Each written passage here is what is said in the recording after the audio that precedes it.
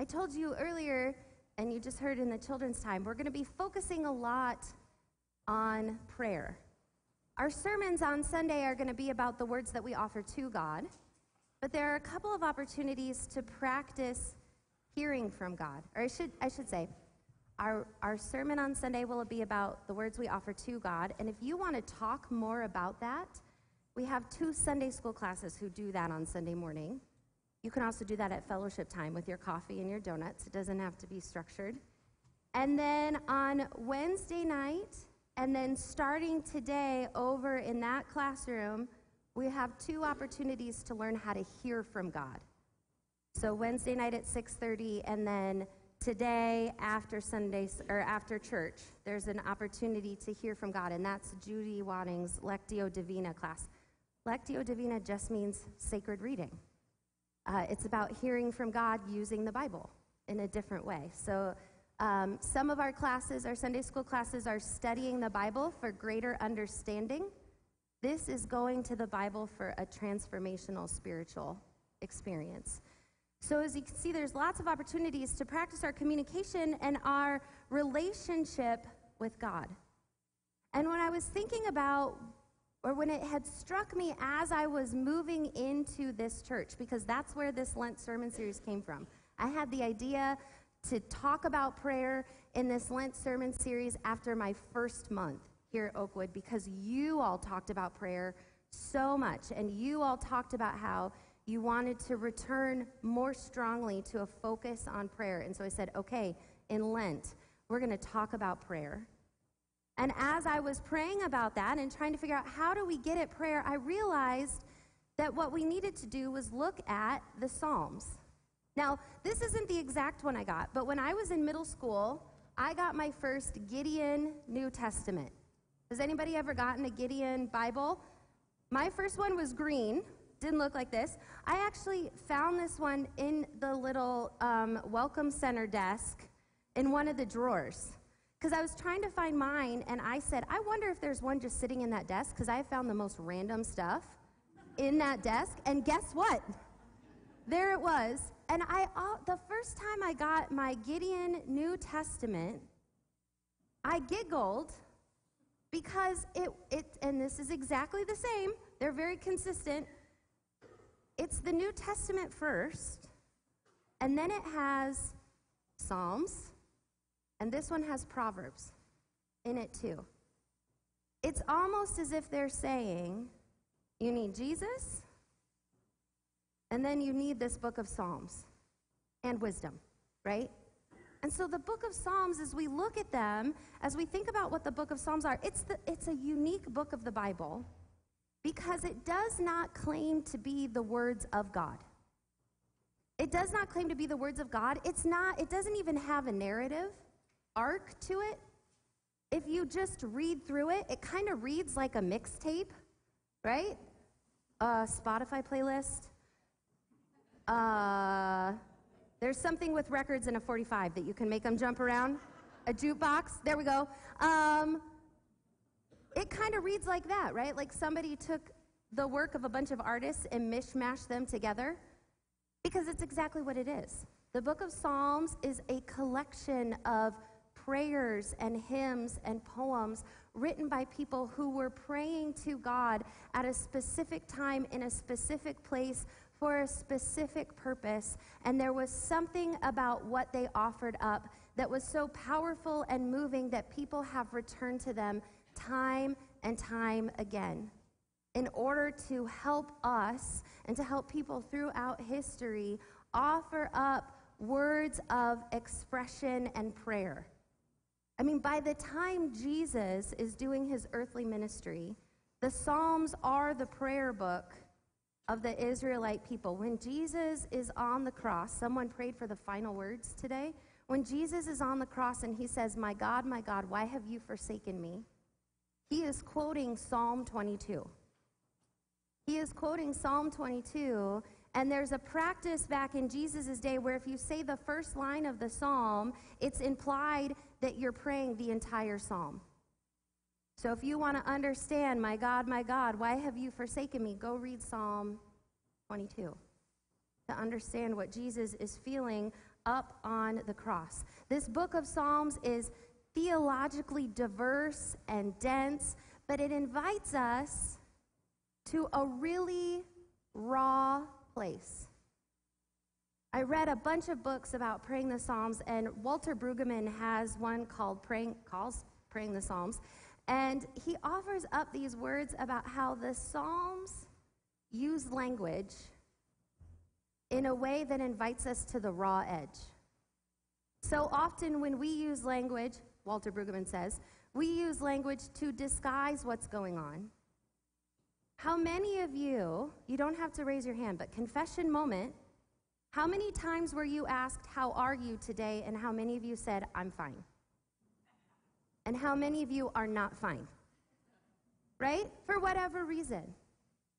The Psalms don't allow us to say, I'm fine. When we read the Psalms, there is no, God, we're cool, it's all good, okay.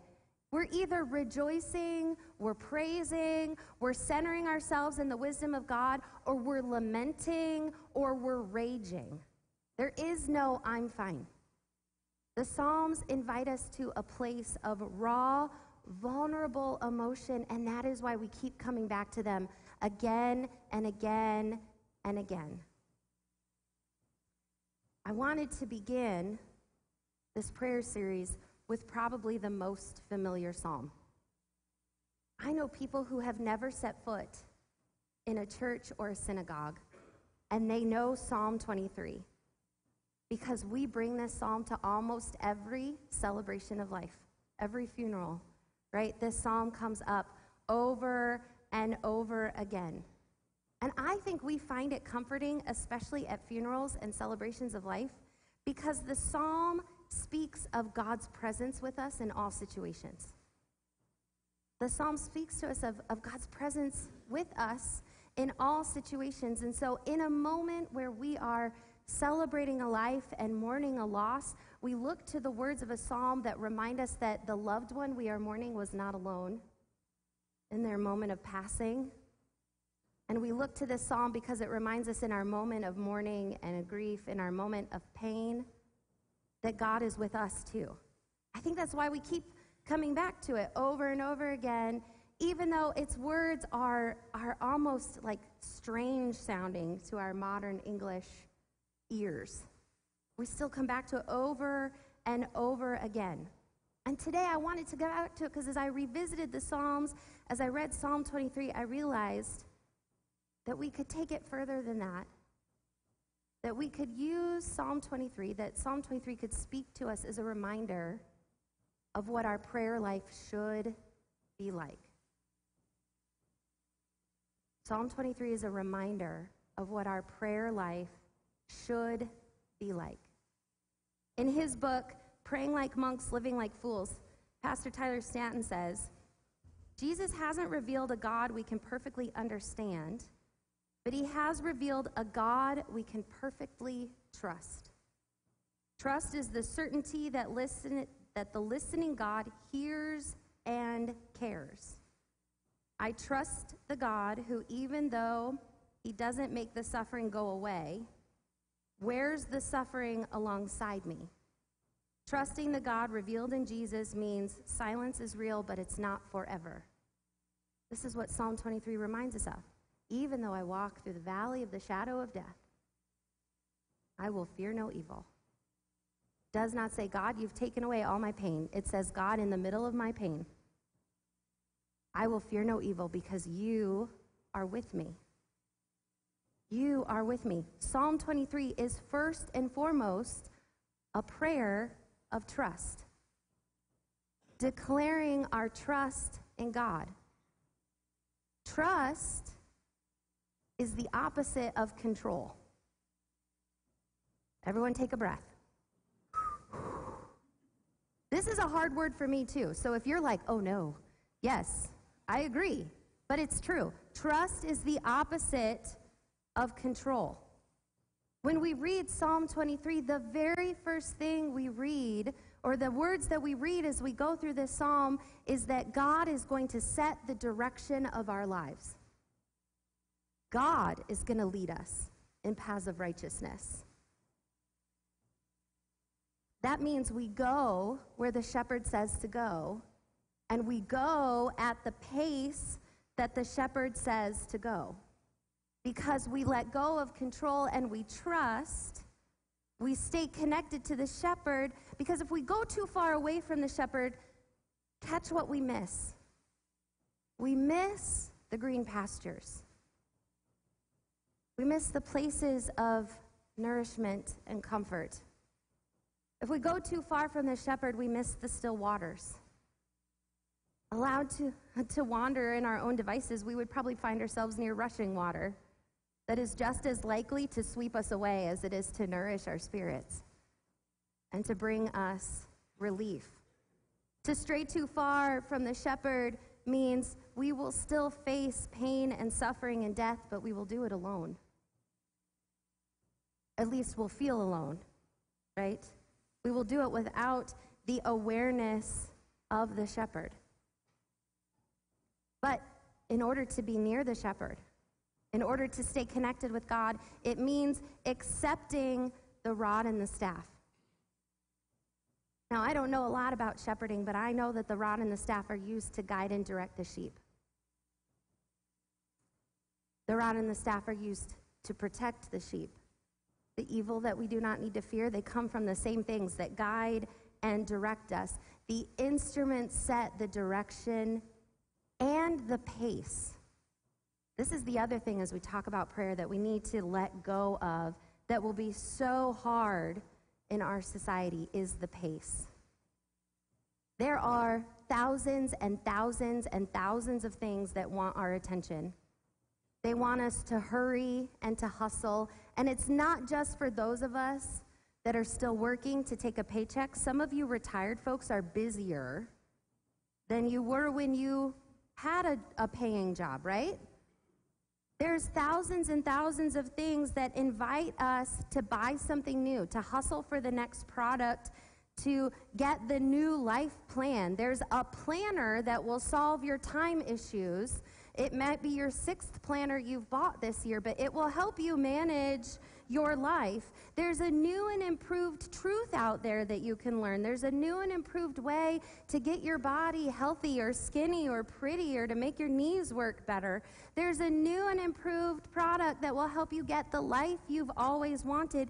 You just have to hustle a little bit faster to get it. There are thousands of things pulling us away from the shepherd. Thousands of things inviting us to hustle and to hurry. The pace of life is frantic.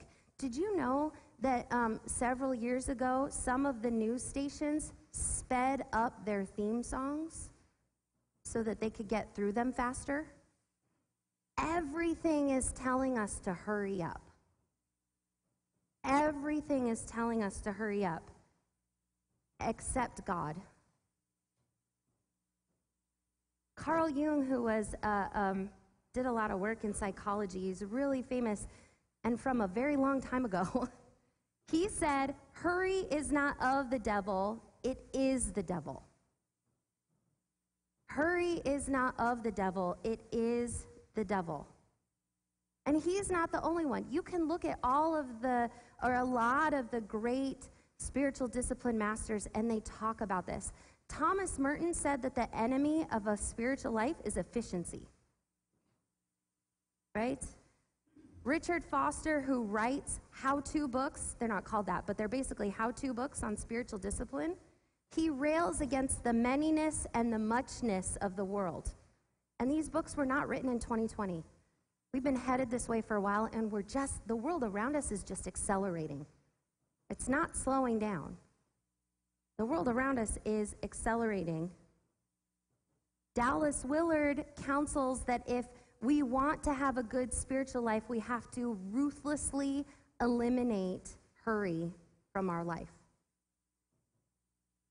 To stay connected to the shepherd, to have the prayer life that we want to have, we have to let go of control and trust God to set the direction and the pace of our lives. That will mean saying no to things in order to stay connected.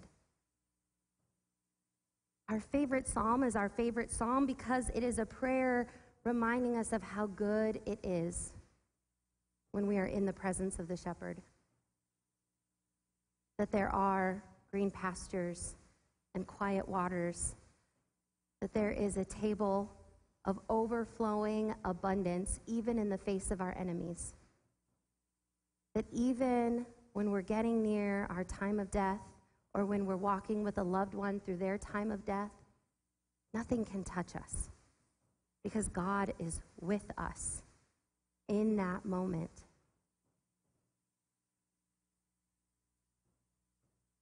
Which brings us to the real secret of prayer as we head into this practice.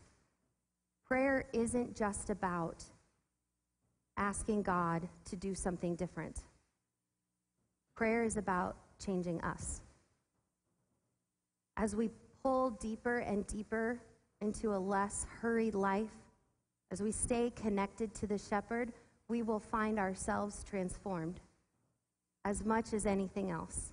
Because prayer will show us what the shepherd is doing and will invite us to participate, to be led in paths of righteousness for his name's sake. I invite you to walk this path of prayer, to be directed and guided and comforted by the presence of the shepherd, and to listen to his leading. Amen? Amen. The psalm